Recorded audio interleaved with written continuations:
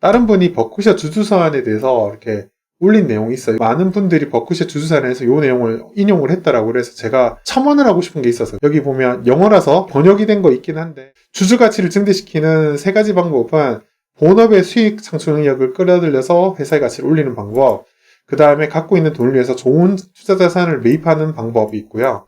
그 다음에 회사의 적정 가치 이하로 주가가 평가받고 있다면 자사주를 사서 사들이는 거예요. 사서 속아가는 거죠.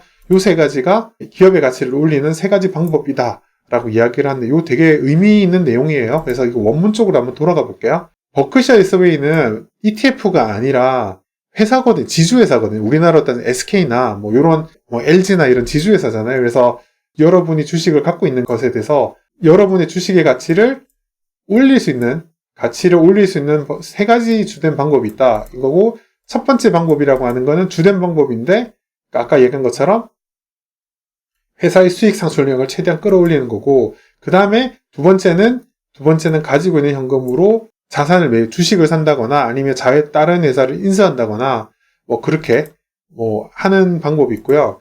그다음에 보험회사 가이코나 이런 회사들도 인수하고 그랬잖아요. 투자자산으로 해서 인수를 했잖아요. 그다음에 자사주를 매입하는 이런 건데, 우리나라 현실이 잘 드러나는 게 뭐냐면, 우리나라는 기본적으로 돈을 잘 버는 회사는 본업의 수입 창출 능력을 되게 좋은 회사. 그래서 삼성전자 같은 경우는 이런 경우죠. 삼성전자는 M&A를 막 잘한다고 하기는 좀 애매해요. M&A를 잘해서 삼성전자가 큰 회사는 아니고요. 새로운 비즈니스를 발굴하고 지금 하는 회사의 글로벌 탑 능력으로 하면서, 그래서 회사가 수익 창출 능력을 되게 좋잖아요. 그래서 현금도 되게 많이 만들어내고, 그래서 회사의 가치가 올라가고 주가가 이렇게 많이 올라가는 요 1번에 해당되는 경우고, 그 다음에 2번 같은 경우가 좋은 투자 자산을 많이 매입하고 이런 경우가, 딱 2번 같은 경우가 전형적으로 LG생활건강 같은 케이스예요. 그래서 M&A 같은 거 적극적으로 하면서 회사가 높은 ROE를 계속 유지해서 벌어들인 현금으로 10% 정도만 배당을 하고 나머지 유보한 현금으로 가지고 M&A를 적극적으로 해서, M&A를 하고 나면 그 회사가 또 돈을 버니까 그렇게 해서 선순환을 일으켜서 회사의 가치가 점점 커지는 그런 방법을 사용했는데, 그러니까 우리나라는 1번 회사가 대체적으로 좋은 우량 회사 중 1번이 많고 2번 같은 회사도 찾아보면 좀 있는데 3번 회사가 좀 잘 없어요. 3번 회사가 잘 없고, 그나마 이걸 좀 보여준 케이스가 메리츠 금융지주가 요걸 한번 작년에 보여줬죠. 우리나라에서도 이게 가능하다라는 걸 한번 보여준 케이스라서 앞으로는 3번이 좀 중요해질 것 같아요.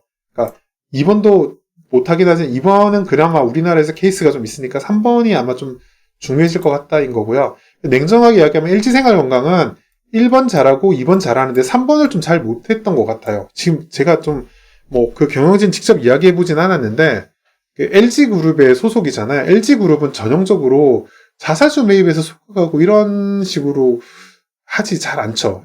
다른 계열사긴 하지만 LG에너지솔루션 같이 주식을 찍어서 시장에다가 파는 걸 주로 주된 행동으로 했지, 발행한 주식을 다시 막 사들이는 게 LG그룹의 DNA에 녹아있지는 않은 걸로 제 개인적으로 판단을 하고 있는데, 그런 측면에서 LG생활건강도 지금 부채비율도 되게 많이 낮고 벌어들인 현금으로 M&A를 할 만한 게 마땅치 않으면 자사주를 사야 되는데, 버크셔 해서웨이는 딱 그런 경우에 자사주를 산다고 했잖아요. 그랬는데 LG생활건강 그걸 잘 못했던 거고, 그러면서 본업의 이익이 꺾이니까 주가가 이렇게 갑자기 급락하는 이런 현상이 생긴 게 아닌가라는 생각이 들어서, 그래서 요 3번 같은 경우 있잖아요. 그러니까 버크셔 해서웨이 주주사안을 볼 때 1번, 2번은 우리나라에서도 찾아보면 있는데 3번 같은 케이스가 좀 앞으로 좀 많이 나와야 되겠구나 라고 한번 생각해 볼 수 있는 게 아닌가라는 생각이 들어서 요 내용이 좀 많이 인용이 되더라고요. 여러 블로그 하시는 분들 통해서. 그래서 여러분들에게 한번 쉐어를 하면 좋을 것 같아서 한번 말씀을 드렸습니다. 버크셔 해서웨이 주주사안 나왔는데 특별한 내용 없고, 아까 조금 전에 설명드린 것도 전에 했던 이야기야. 옛날 주주사안 찾아보면 그 이야기가 또 나오거든요. 이 영감님도 한 반 이상은 전에 썼던 거 카피 페이스트 다시 치는 것 같진 않고 카피 페이스트 하고요. 새로운 이야기 업데이트하고 그런 것 같아요. 그래서 굳이 궁금하자면 전년도랑 이번에랑 뭐가 달라져, 어떤 내용이 새로 추가됐나 이런 거 있잖아요. 그런 거 되게 중요하긴 하죠. 그런 것들 찾아보는 게 또 재밌긴 하고요. 아니면 이런 식의 표현이 버크셔 해서웨이는 한 수십 년간 썼잖아요. 주주사안이. 이런 식의 표현, 특이한 새로운 표현이 이런 게 나왔는데 이런 게 몇 년도 주주사안에 이런 게 썼나, 이런 것도 찾아보면 재밌긴 한데, 이제 이거는 버핏 덕후들이 이제 이런 거 찾아내서 올리거든요. 그런 거는 혹시 그런 게 분석할 때 올라오면 뭐 좀 재밌게 한번 관심 있게 한번 보는 것도 좋은 팁이 될 것 같아요. 뭐 주수사도 그렇게 주수사는 좀 많이 포멀하고요.